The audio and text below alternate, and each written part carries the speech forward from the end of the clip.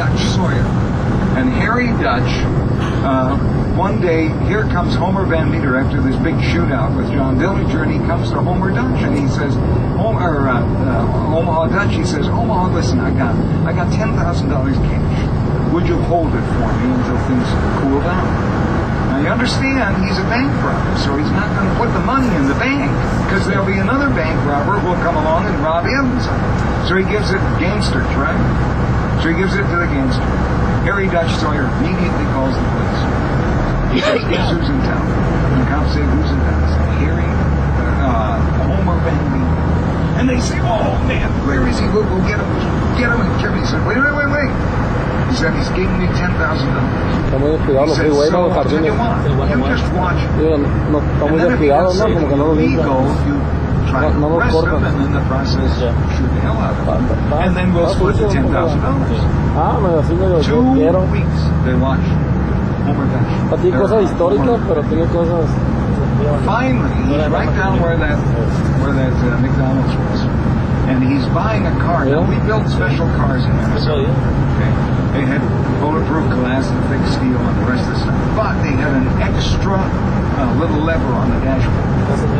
So if you robbed a bank and you looked in the rear view mirror and somebody was taking down your license plate, you drove around the corner and you pulled the lever and it rotated the license plate to another license plate.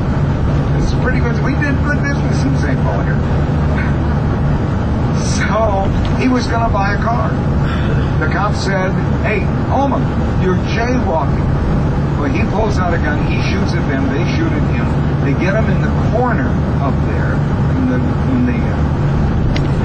alleyway, and they shoot him dead. Now, there's a story that goes along with that. And this is, there were radios in the police cars. They were one-way radios. So you could tell somebody to go someplace, you had no idea if they ever got there. All right? So now a guy in Minneapolis has heard on the radio that there's a big shootout in St. Paul. He's a newspaper reporter. He's an ambulance chaser. You follow the ambulance right over the front. So he grabs a photographer. They get in the car. They drove down University Avenue just like we were.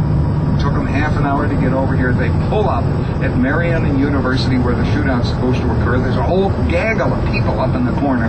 And he said, this must be it. Come on.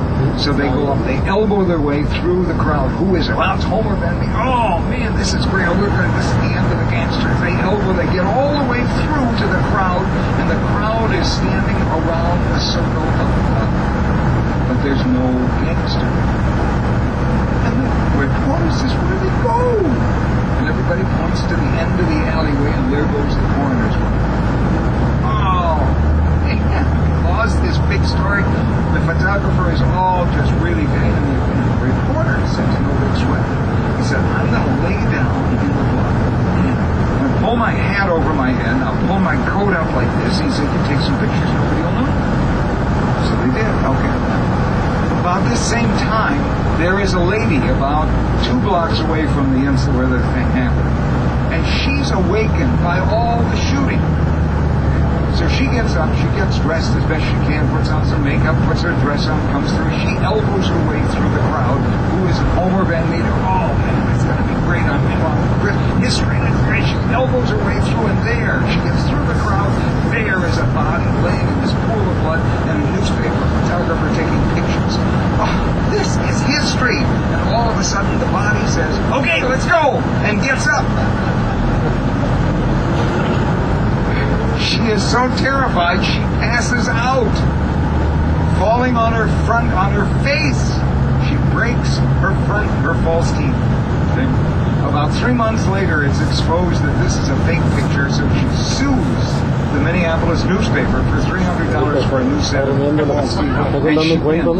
Anyway, right here is where Bramer, that school that we stopped at was where Bramer's daughter went to school. Here it is, 1934. He stops his car right on that corner, and the gangsters grab him and take him to Illinois. And they hold him for $200,000 hostage. Right here's where we're going to stop. Right there. Okay. That's all right. You go past. This is the Lincoln Court Apartments. Right there. And it looks today the same as it did in the 1930s. There was a young guy by the name of Dillinger. Oklahoma. And he heard about all the gangsters. Now, the gangsters in the 20s were kind of eulogized. In Minnesota alone, there were something like 3,000 federal banks in 1920. In 1930, there were 2,000 federal. In Minnesota, there were 1,000 banks, locally owned banks. In 1920 and 1930, there were 500. A lot of people lost everything when the banks were bad. So the guys who would go rob a bank and steal the money out of it were kind of special. They were heroes because somebody was getting back at those nasty bankers. So they were special. So Dillinger wants to be, he's a poor kid, he wants to get in on this stuff, doesn't have enough money to buy a gun, so he gets a paper bag and he fills it full of rocks. He goes into this store and he tells the store owner, okay, give me all your money or I'm going to hit